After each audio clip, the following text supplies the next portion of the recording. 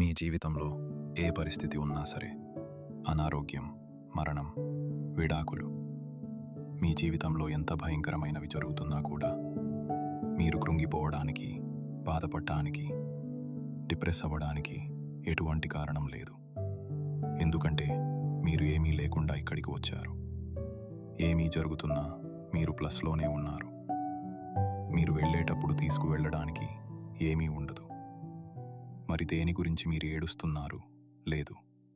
వాళ్ళు ఇది చెప్పారు, వాళ్ళు అది చేశారు, నన్ను ఇలా చూశారు అని అంటారు.